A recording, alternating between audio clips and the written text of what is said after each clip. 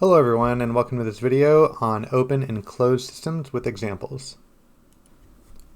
So we'll start by defining a closed system. A closed system is defined as a system where the net external force on the system is zero, which means that there's no net external work done on the system. This means that the energy of the system is conserved and the energy is transferred between objects inside the system, but no energy enters or leaves the system from outside forces. So take a look at an example of a closed system where we have a cart that's going to get pressed against some horizontally mounted spring. That spring is going to launch the cart forward, and we're considering the system that we're analyzing to be the cart spring system.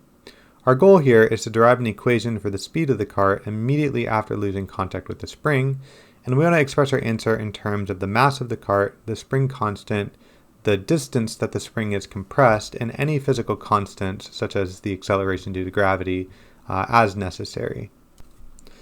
So we'll start analyzing this problem by using conservation of energy.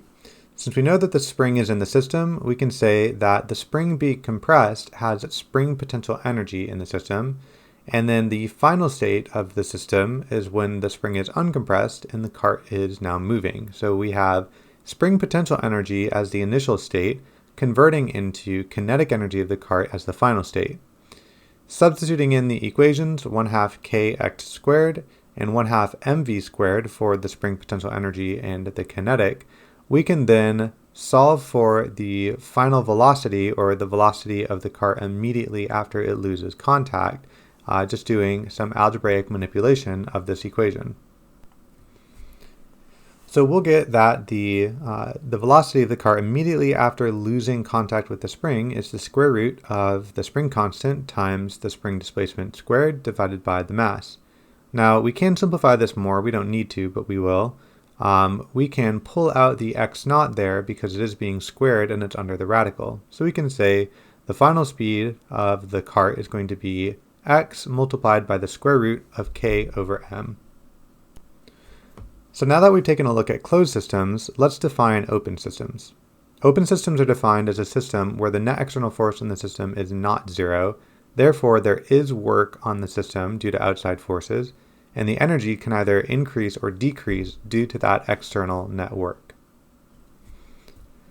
So we can take a look at the same problem that we just did, and we can just define the problem with a different system in mind, and it changes whether or not the problem is an open system or closed. So previously we were analyzing the cart spring system, and since the spring is exerting a conservative force and it's inside the system in our previous example, then we had conservation of energy and we had a closed system. But now that we're just analyzing the cart system, the spring is an external force on the system, and therefore the system is open because the spring is doing external work on the cart. So if we analyze the system from the initial and the final state, initial being when it has compressed the spring and final being when it's lost contact, we can see that the cart itself, not the spring cart system, but the cart system, starts with zero kinetic energy. And then after it loses contact with the spring, the cart now has kinetic energy. So the only way it could have gotten that kinetic energy is from external work on the cart from the spring. So we would represent this as the work done, or the positive work done from the spring on the cart, is equal to the kinetic energy the cart has after the spring has done that work. Now we want to continue deriving the equation for the speed of the cart immediately after losing contact. We're expecting that we're going to get the same answer, but the approach might be a little bit different. Because we're looking at the work done by the spring, remember that the spring does not exert a constant force. So the best way to find the work is to visualize a force versus position graph. And we know that the spring force should decrease as it expands because it's losing its compression. So the work done is the area of this triangle, which is 1/2 Fs times x, where Fs is k times x. So the work done by the spring ends up being 1/2 the spring constant multiplied by the spring compression squared. And that's going to equal the 1/2 mv squared. And now from here we get the exact same equation as analyzing it with the spring potential energy.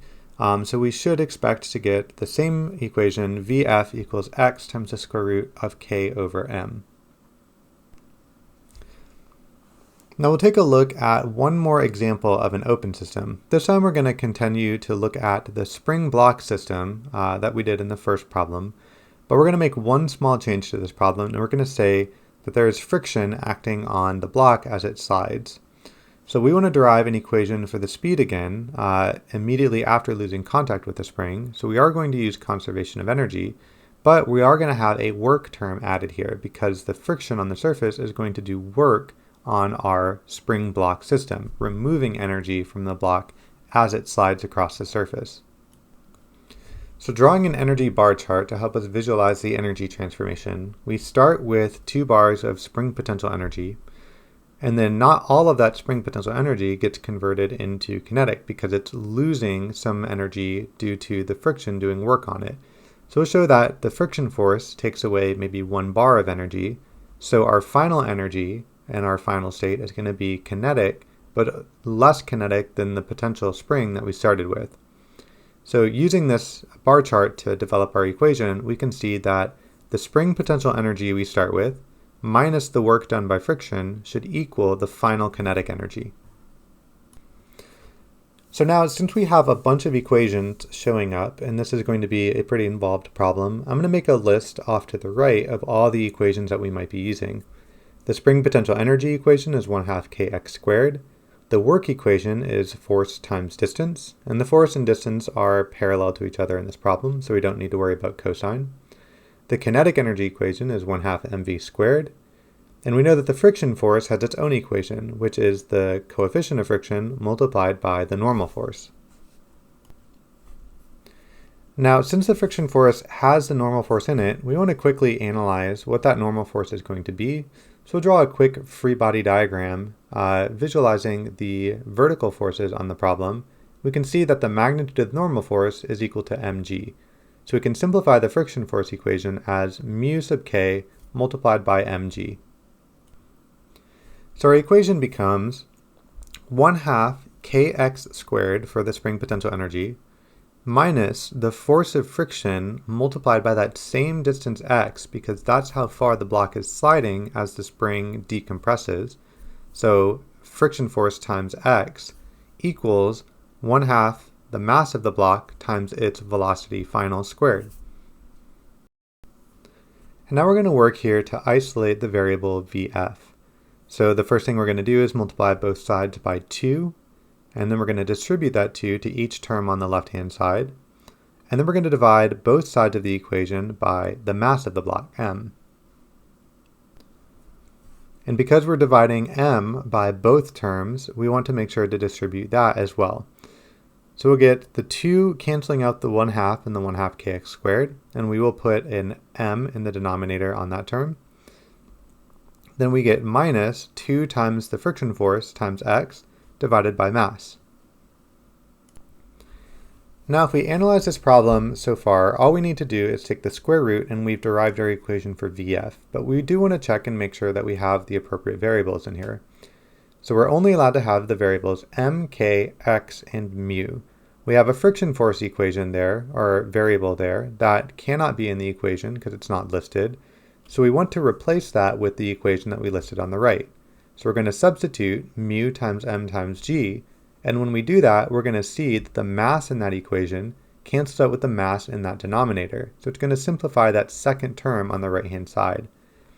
Taking the square root of both sides, we'll get that the final speed of this block after losing contact with the spring is equal to the square root of the spring constant times the compression squared divided by mass minus 2 times the coefficient times the gravitational field times the distance x0 that the block slides while the spring decompresses to its natural length.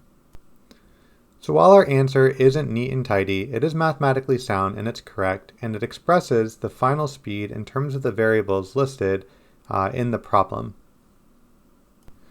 So just to recap, open systems interact with their environment such that external work either adds or removes energy from the system, whereas closed systems have zero external net force on them and have zero external net work, so the total energy remains constant. And that's it on this video on open and closed systems with examples. Thanks for tuning in, and I'll see you next time.